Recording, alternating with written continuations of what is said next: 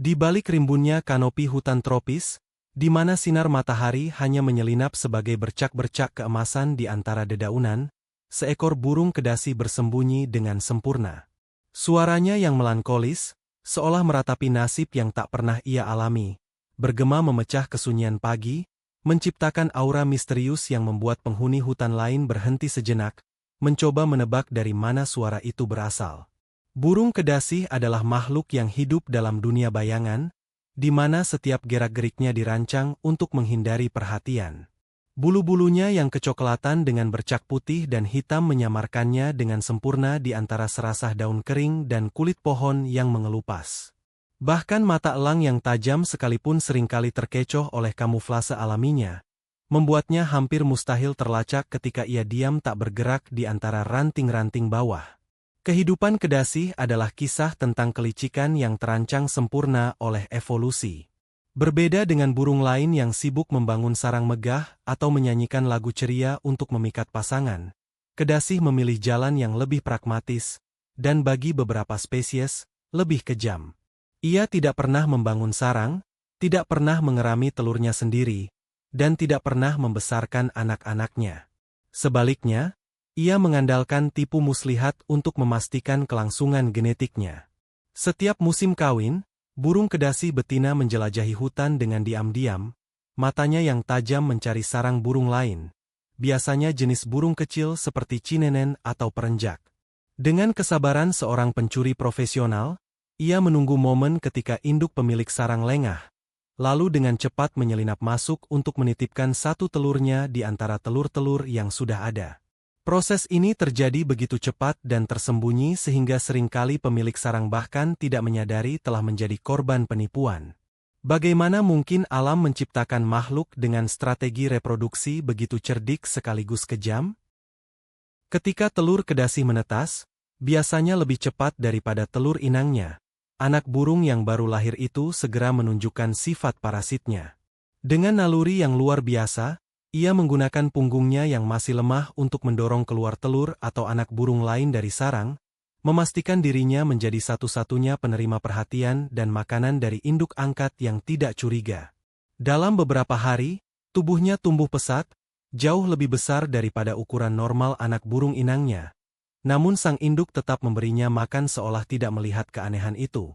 Suara khas kedasih yang terdengar seperti kedasih, atau terkadang seperti tangisan panjang telah lama menjadi bagian dari mitos ekosistem hutan.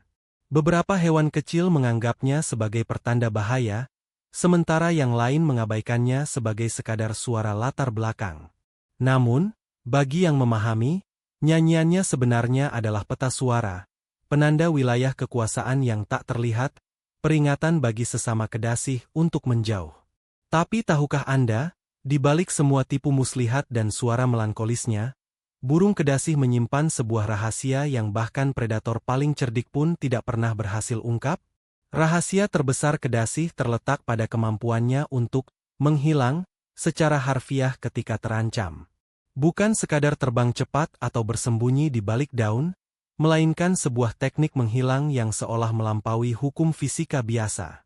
Beberapa pengamat alam percaya bahwa burung ini memiliki pemahaman bawaan tentang pola cahaya dan bayangan, memanipulasi persepsi visual pemangsa dengan cara yang masih belum sepenuhnya dipahami. Saat seekor ular atau elang mendekat, kedasi akan diam membeku, lalu bergerak tepat pada sudut yang membuatnya seolah-olah menyatu dengan lingkungan, seperti bunglon, tapi dengan presisi yang jauh lebih mengagumkan. Makanan kedasi terdiri dari serangga kecil, ulat, dan laba-laba yang ia buru dengan kesabaran luar biasa.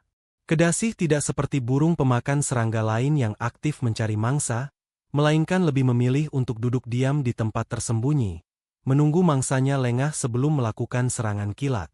Kadang-kadang, ia bahkan meniru getaran daun atau ranting untuk memancing mangsa keluar dari persembunyian, sebuah taktik berburu yang menunjukkan tingkat kecerdasan tinggi. Meskipun terkesan penyendiri, kedasi sebenarnya memiliki hierarki sosial yang kompleks. Setiap individu mempertahankan wilayah teritorinya dengan gigih, menggunakan suara dan bahkan ancaman fisik jika diperlukan.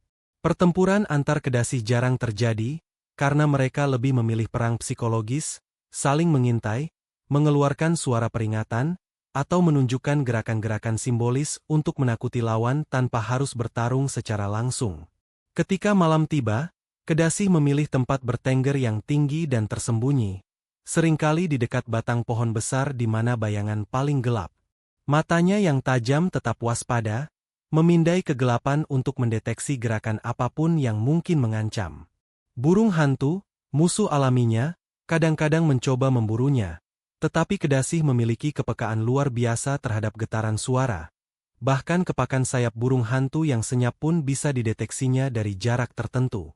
Ketika musim kemarau datang dan sumber makanan mulai langka, Kedasi menunjukkan fleksibilitas luar biasa. Ia akan bermigrasi secara diam-diam ke wilayah yang lebih lembab, mengikuti aliran sungai atau daerah dengan kelembaban tanah yang masih tinggi di mana serangga masih bisa ditemukan. Migrasi ini tidak dilakukan dalam kelompok, melainkan secara individual. Setiap Kedasi tampaknya memiliki peta mental sendiri tentang di mana harus mencari makanan ketika kondisi menjadi sulit. Burung Kedasi adalah bukti bahwa alam tidak selalu tentang kekuatan fisik atau kecepatan, tapi tentang kecerdikan, adaptasi, dan pemahaman mendalam tentang lingkungan. Ia mungkin tidak membangun sarang, tapi ia telah membangun strategi hidup yang begitu sempurna sehingga membuatnya bisa bertahan selama ribuan tahun tanpa perlu perubahan besar.